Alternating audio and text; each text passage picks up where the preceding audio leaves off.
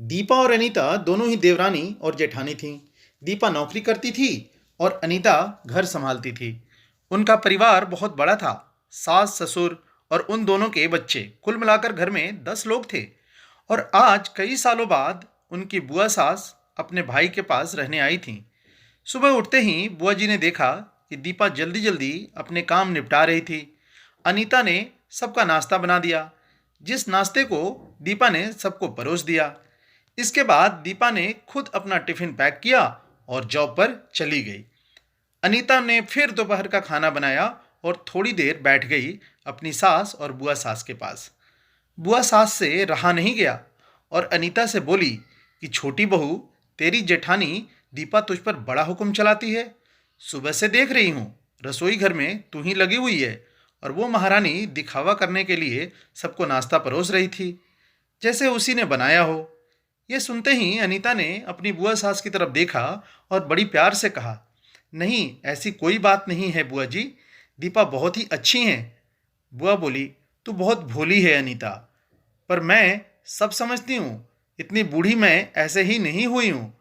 अनीता से अब रहा नहीं गया और वो बोली कि बुआ जी, आपको दीपा दीदी का बाकी सबको नाश्ता परोसना दिखा, मगर आपको ये नहीं पता चला कि उन्होंने मुझे डांट कर सबसे पहले नाश्ता करवाया, फिर चाय पिलाई, और वो रोज ही मुझे सबसे पहले ही नाश्ता करवा देती हैं। वरना सबका नाश्ता बनाते तो मैं नाश्ता ही ना कर पाऊँ, और वो मेरा कितना ख्याल रखती हैं। दीदी सुबह जल्दी उठकर मंदिर की सफाई करके फूल सजा कर रखती हैं, और वो मुझे खुद से 1 घंटा लेट उठने को कहती हैं, क्योंकि मुझे उठते ही नहाकर सीधा रसोई में जाना पड़ता है। शाम को ऑफिस से आते वक्त दीदी बाजार से सब्जियां भी लेकर आती हैं, क्योंकि हमारे हस्बैंड रात को लेट हो जाते हैं, और दीपा दीदी ने सासू माँ को बाजार जाने के लिए भी मना किया हुआ है, क्योंकि माँ जी अब 60 साल से ऊपर की हो चुकी हैं। कहीं बाजार जाते समय उन्हें तकलीफ ना हो जाए। वैसे भी उन्हें घुटने की परेशानी रहती है, और जब माँ जी को घुटने का घूमने का मन होता है तो दीपा दीदी छुट्टी करके खुद उनको घुमाने ले जाती हैं। और हाँ बुआ जी, दीपा दीदी रोज़ शाम को आकर खाना बनाने में मेरी खूब मदद करती हैं, चाहे वो कितनी भी थकी हुई क्यों ना हो। वो मेरी जेठानी जरूर हैं, मगर वो मुझे अपनी छोटी बहन ही मानती हैं और मैं उन्हें बड़ी बहन मानती हूँ। ये सब सुनते ही बुआ चुप हो गई। शायद उसकी चुगली अनीता के आगे फेल हो चुकी थी। शाम को दीपा सब्जी की थैली लेकर घर आई और अनीता को पकड़ाते हुए बोली कि अनीता, सब्जियों के साथ वाले थैले में तुम्हारे फेवरेट लेखक की किताब भी लाई हूँ। ये सुनकर अनीता खुश हो गई और बोली, थैंक्स दीदी। अनीता सब्जी की थैली किचन में रखी और किताब रखने अपने कमरे में चली गई।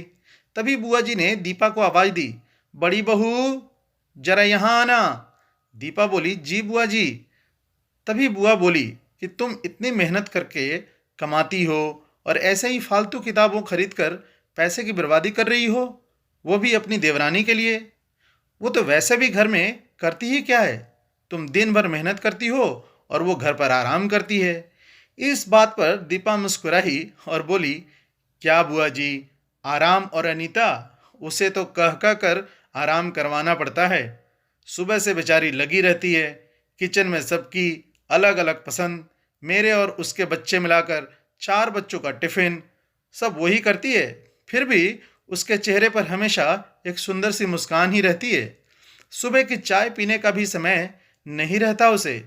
और जब दोपहर बच्चे आते हैं, फिर उनका खाना, उनकी पढ़ाई, सब वही देखती है। वो हैं, इसलिए मुझे बच्चों की चिंता भी नहीं रहती है और मैं अपना पूरा ध्यान ऑफिस में लगा पाती हूँ।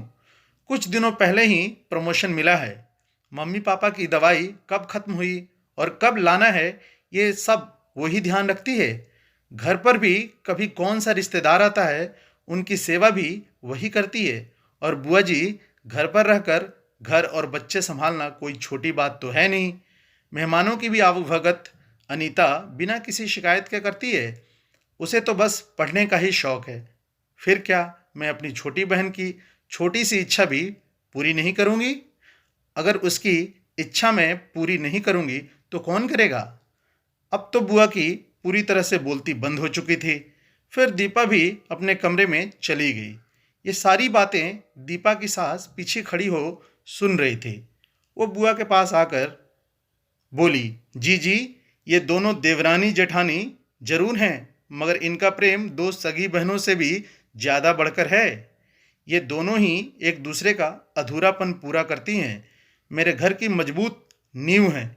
ये दोनों पहले भी एक बुरी सास थी और हमेशा ही मैं इनको लड़ाने की सोचती रहती थी, लेकिन इनके प्रेम के आगे मैं भी पिघल गई, और वैसे भी इनको लड़वाकर नुकसान तो हमारा ही, हमारे घर का ही है ना। इसलिए मैं भी इनके ही प्रेम में मिल चुकी हूँ। लेकिन ये बातें दीपा और अनीता की बुआ सास को समझ नहीं आई, और वो मुंह घुमाकर अपने कमरे में चली गई, क्योंकि वो तो इनको लड़वाने ही आई थी।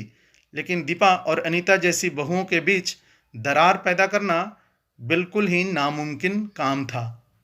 और दोस्तों, अगर दीपा अनीता जैसी बहू बेटी हर घर में हो तो उनके प्यारे घर को बड़ी से बड़ी ताकत भी नर्क नहीं बना सकती।